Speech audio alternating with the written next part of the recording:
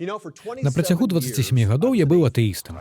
Я думаў, што тыя, хто верыць у Бога, дурныя, неадукаваныя, наіўныя, даверлівыя ці проста памешаныя на грошах, сексе і ўладзе. Усе ж ведаюць, што рэлігія — гэта проста псіхалагічны кастыт для інтэлектуальных слабакоў, праўда? Што ж змяніла маё меркаванне? Пра гэта я распавёў у сваёй кнізе «Разгублены», але распавяду коротка і для універсітэту Прэгер.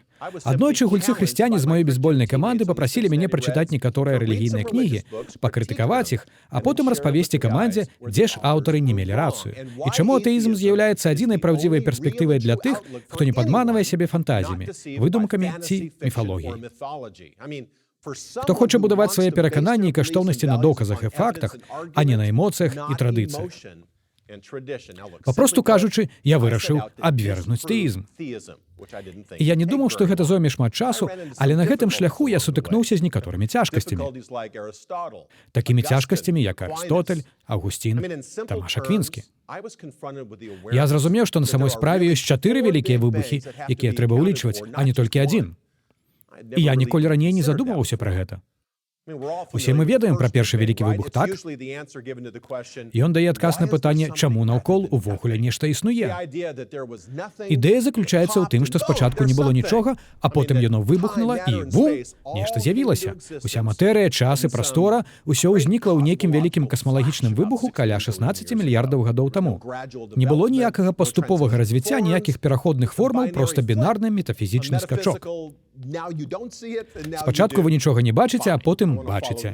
Выдатна. Але я хацеў ісці за доказамі, куды б яны не правялі. Увогуле ж, астрафізікі кажуць нам, што гэты першы вялікі выбух даў толькі некалькі асноўных элементаў. І што спатрэбіліся б мільярды і мільярды гадоў ядзернага полымя трыльёнаў зорак, каб стварыць 118 элементаў табліцы Менделеева. Але гэты першы тэарэтычны касмалагічны вялікі выбух дае нам толькі матэрыю і энергію. Ён нават не даў нам намёку на пачатак жыцця. Як жа з нежывога атрымалася жывое? Як адбыўся абіягенез? Я кажу пра ідэю, што жывое можа ўзнікнуць з нежывога.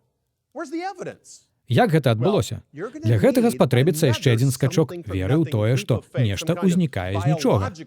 Веры ў другі, біялагічны вялікі выбух. Нягледзячы на ўсе ашаламляльныя дасягненні, якія мы зрабілі ў фізіцы, біялогіі і хіміі за апошнія 100 гадоў, мы ўсё яшчэ не наблізіліся да разумення гэтага. Дакладней, мы не маем ніякага разумення. Чым бліжэй мы падыходзім, тым шырэй прорва. Канешне, мы даведаліся шмат пра тое, як уздзейнічаць нежыццёвыя формы, як выразаць і ўстаўляць ДНК, нават расшыфравалі геном чалавека, але мы абсалютна нічога не ведаем пра тое, як стварыць жыццё з нежывой матэрыі. Такім чынам, зараз мы маем толькі фізіку, хімію і некаторыя асновы біялогіі, або, іншымі словамі, матэрыю, энергію і простыя формы жыцця. Але мы ўсё яшчэ не можам патлумачыць разнастайнасць формаў жыцця, то бок велізарныя адрозненні паміж бактэрыямі, раслінамі і жывёламі. І таксама не можам патлумачыць адрозненні паміж чалавекам і жывёлай. Да гэтага моманту ў нас усё яшчэ няма антрапалогіі. Такім чынам, нам патрэбны трэці, антрапалагічны вялікі выбух, каб улічыць усё гэта. Як вядома, Дарвін спрабаваў патлумачыць гэтыя рэчы ў сваёй манаграфіі «Паходжанне чалавека». Дарвін адказаў на мноства пытанняў, але ён не змог адказаць на асноўнае пытанне, як пачалася эвалюцыя. Але пачакайце.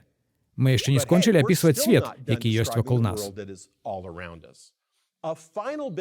Патрэбны канчатковы вялікі выбух, каб растлумачыць, як механістычны мозг жывёлы змог стаць самарэфлексіўным чалавечым розумам. Нават ніжэйшыя формы жыцця маюць мозг і цэнтральную нервовую сістэму. Але як гэта стала розумам Мікеланджела, Шекспіра і Бетховена? Усё ж такі жывёлы не ствараюць мастацтва, і яны не шануюць прыгажосць. Але праблема заключаецца нават у значна прасцейшых рэчах, як патлумачыць свабодную волю і самааналіз. Узяць хаця б вечнае экзістэнцыяльнае пытанне чалавека «Чаму?».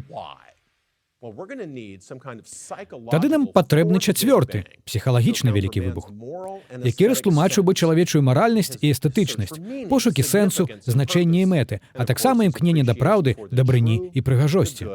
Вы павінны разумець, што гэтыя пытанні патрабуюць выбухаў. То бок раптоўных бінарных скокаў у існаванні, бо няма ніякіх доказаў паступовага развіцця ўсяго гэтага.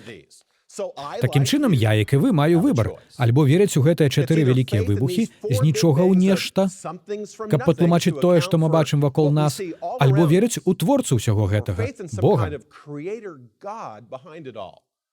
Таму, калі ў наступны раз нехта запытае вас: «Эй, а што наконт вялікага выбуху?» Абавязкова спытайце іх, якога менавіта?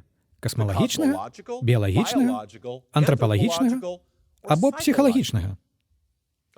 Я Фрэнк Пасторе для універсітэта Прегер. Join Prager University, subscribe to our YouTube channel, and sign up for free at prageru.com.